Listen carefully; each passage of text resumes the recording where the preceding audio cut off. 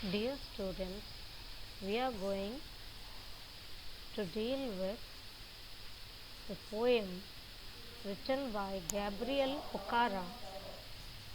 It is entitled Once Upon a Time.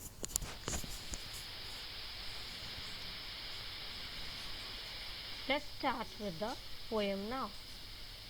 So it's comprised of many stanzas, many poetic lines, but it is a narration in short between an old man and a small boy, most probably might be his grandson.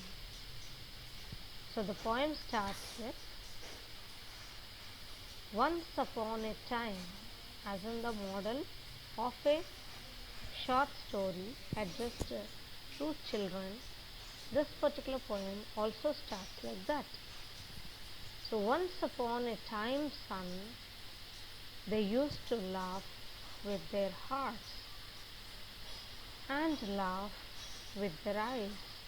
So once upon a time, people, how people were, is being described by the old man to a small boy. He addresses him as a son, and he says that people in that particular period, in a bygone past, they used to laugh with their hearts. They used to laugh with their hearts with complete happiness, full of joy, and even laugh with their eyes. That means it is through even their eyes that their smile and their happiness was reflected upon. But now they only laugh with their teeth. So how are the people now? There is a comparison between the bygone past, the past which has already been completed or else finished, and we can say that this past was no longer in continuity now. Now the people have changed. They laugh only with their teeth. That means their laugh is only seen outwardly. It cannot be addressed from within the heart. The smile, the joy, the happiness in addressing a person or looking at a person is only viewed externally. It is only through the external surface that their happiness is shown, while their eyes block cold eyes, means their their cold eyes, that means their eyesight has become completely blocked now. It's completely insensitive. It is not at all in coordination with their feelings, internal feelings. So they will be only outwardly showing it off, and that is even reflected, this insensitivity, this sort of, you can say, not at all being visible towards the outside. The happiness not visible to the outside is shown with their eyes. And what are the people doing? They search behind my shadow. People are searching behind the old man's shadow. That means his background, how he seems to be, what he seems to do, or what is his condition, and even his societal condition, what sort of property he has, what's the money he has, what sort of name and fame he still carries with him. So that is the shadow people search behind him. In the next stanza we see that he compares it again. Now he compares it not with the outward smile or the laugh reflected externally, but now he talks of something more. There was a time indeed they used to shake hands with their hearts, but that's gone, son. So what does it say? There was a time indeed. Yes, surely there was a time. He addresses the small boy and he says that, yes son, there was a time, there was a time. People used to shake hands, people used to give their hands freely for shaking, for coordination, full of their warmth. And he says that their hearts were really filled with affection, with care. But that's gone, son. That is completely vanished. That's completely disappeared. That's what he tells the small boy. Addresses him as the son. Now they shake hands without hearts, while their left hands search my empty pockets. Now they shake hands without hearts. So he says, now they are shaking hands without any heart, without any happiness, without any real affection, without any feeling, without any sensation. So while their left hands search my empty pockets. So what are their left hands doing? They are searching his empty pockets. Pockets which should be full of money, or which should be full of gifts, or which should be full of something else. So if the pockets are empty, still they will be searching his empty pockets. So what do they say? What do the people, their relatives, say to him? Feel at home, come again. So what do they address him as? They tell him that you should feel at home. You should be feeling as if you are staying at your own home. You should be completely free to stay here. Come again. And while he was going, they say that you come again. They wish for him to come again and stay with them. They say, and when I come again, what do they feel when he comes again and feel at home? He feels at home, the old man, when he goes to his relatives' homes. And he says that once, twice, there will be no thrice. For then I find doors shut on me. Once they will allow the person to come home. Twice they will allow the person to come home without having anything in his pockets, without him bringing any money, or without his having anything.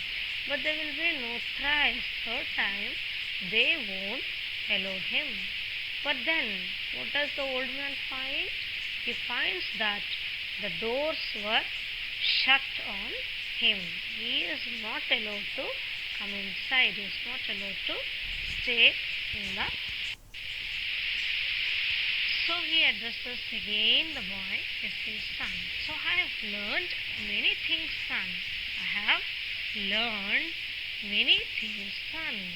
So he has learned many things. He tells the boy, I have learned to wear many faces. So he says he has learned to wear many faces, like dresses.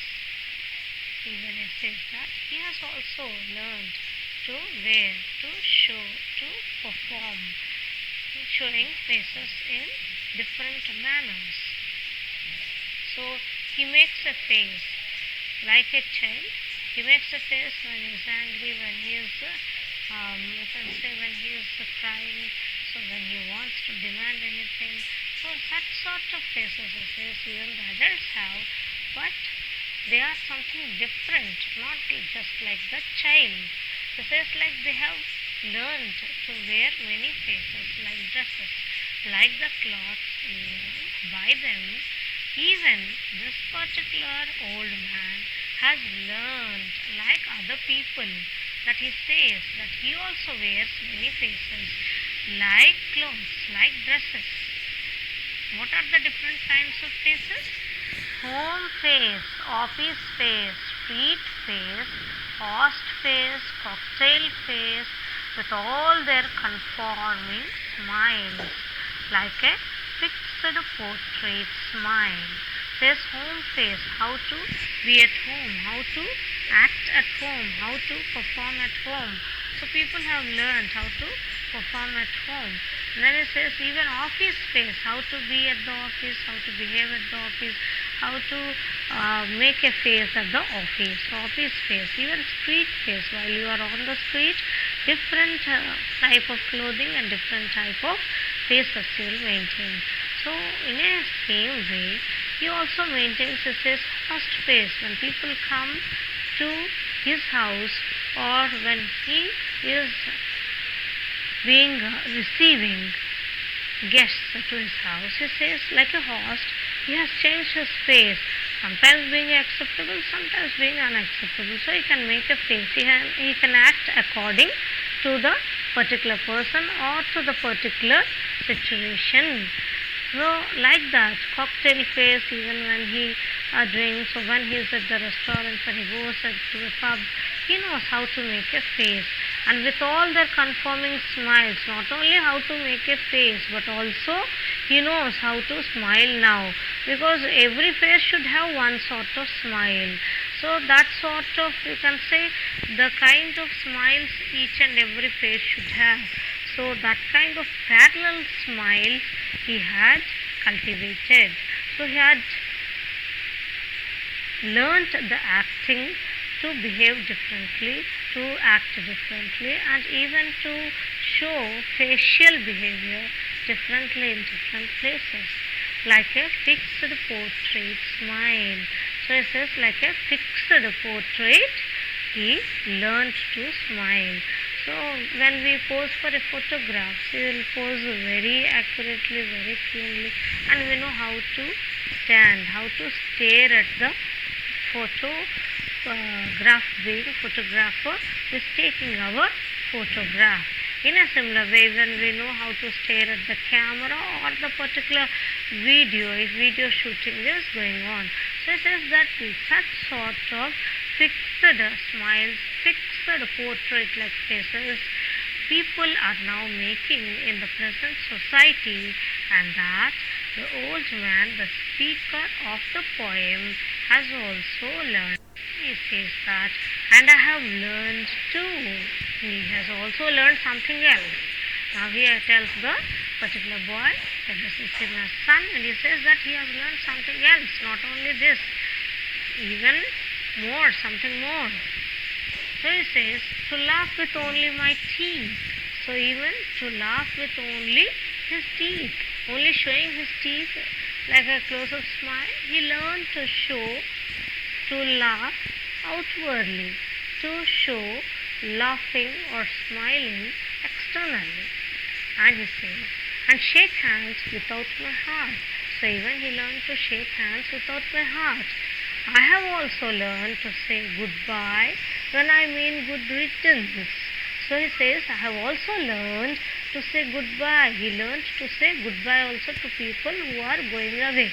So when usually people will be like after meeting someone, when we are about to leave, we will address the particular person, sir. We will say them, the farewell greeting is goodbye. So it says that people usually say goodbye only to mean good riddance. That means how to get rid of this person, how to quickly go away from that person. Then only people say goodbye in the present day. So even he also learned the same things. He says the old man also learned the same mannerisms. Then he says to say glad to meet you without being glad. He also learned, like other people, that he was very glad to meet the particular person. Only to internally he has the feeling, only to reflect his internal feeling, that he is not glad at all to meet this particular person. But externally they will say that, oh, very glad to meet you. So in the same manner, only showing outwardly external feelings, he says that he also has turned in the same manner like other people, and he also learned to say glad to meet you without being glad, without being happy at all in seeing the other person, without being joyful at all on seeing the other person.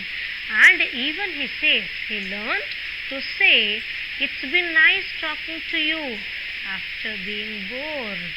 So he says, it's been nice talking to you. Even he can address other people like